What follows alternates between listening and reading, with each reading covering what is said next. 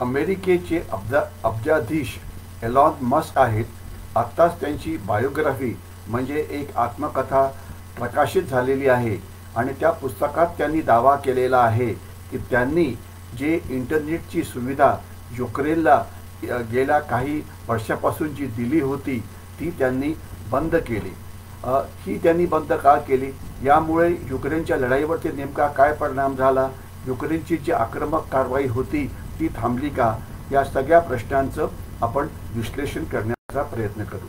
पहिले लक्षात असावं की जसं युक्रेन आणि रशियाचं युद्ध सुरू झालं तर त्यावेळेला रशियाने प्रचंड प्रमाणामध्ये बंबार्डमेंट करून जे युक्रेनचं इंटरनेट होतं ते सगळं बंद पाडलं.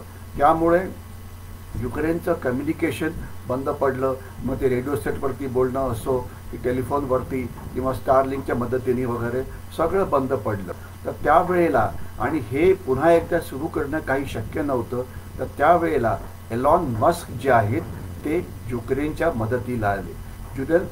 एलॉन मस्ककडे अनेक असे त्यांनी अनेक उपग्रह पाठवलेले आहेत ज्यामुळे जगात ते कुठेही इंटरनेटची सुविधा किंवा कम्युनिकेशनची सुविधा ही देऊ शकतात आणि ती त्यांनी युक्रेनला पुरवली. तर यामुळे फायदा काय झाला?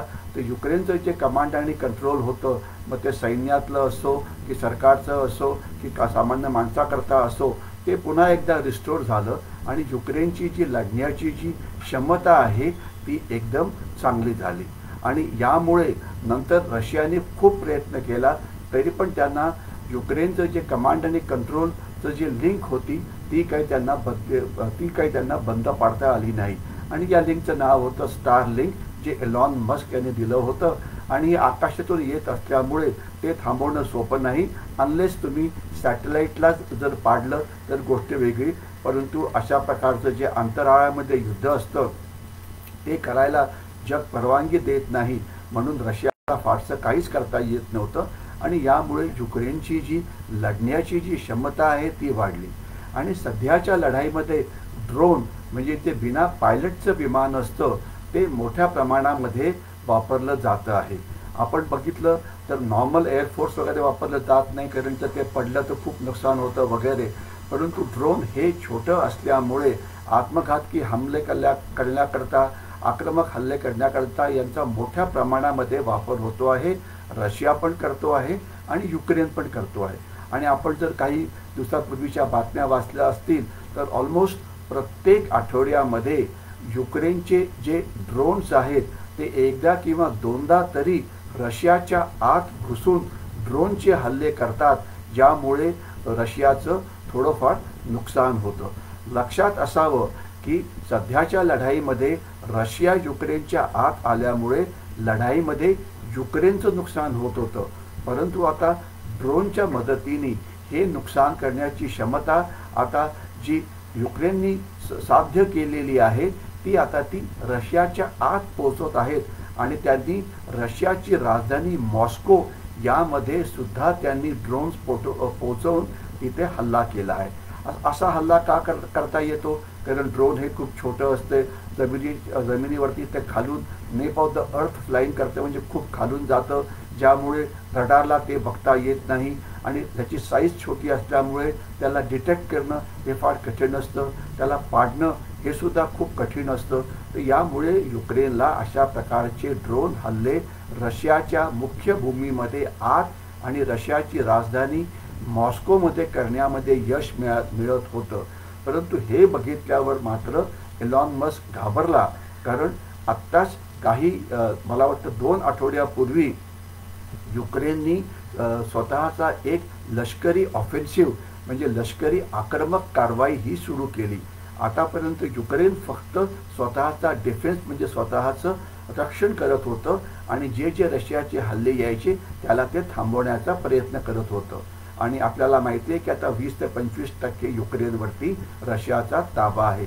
परंतु आता युक्रेनला वाटायला लागलं की रशिया थकलेला आहे आणि आता आपण रशियाच्या आत जाऊन हल्ले करून आक्रमक हल्ले करून जी जमीन शत्रूंनी म्हणजे रशियाने बळकावली आहे त्याला आपण सोडवायचा प्रयत्न करू.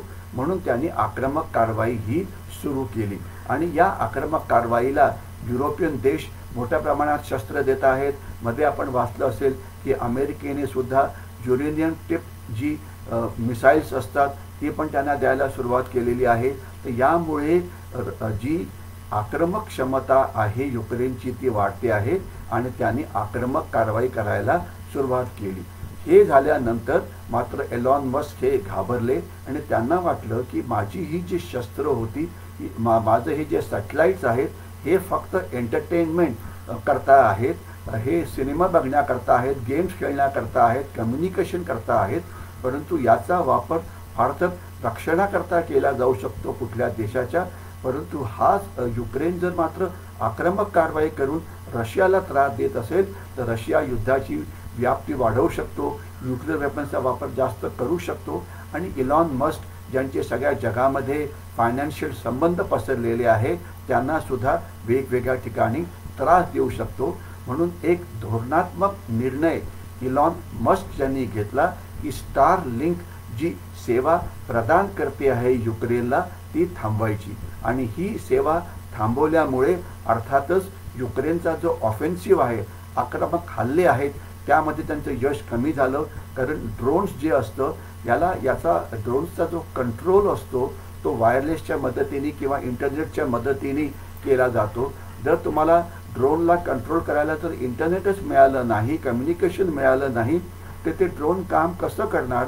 तर यामुळे आता असं दिसतं आहे की युक्रेनचा जो ऑफेन्सिव्ह म्हणजे आक्रमक लष्करी कारवाई जी सुरू झाली होती ती आता स्लो डाऊन झालेली आहे, ती कमी झालेली आहे आणि असं मानलं जातं की पुढच्या काही दिवसामध्ये ही आक्रमक कारवाई ही पूर्णपणे बंद पडेल.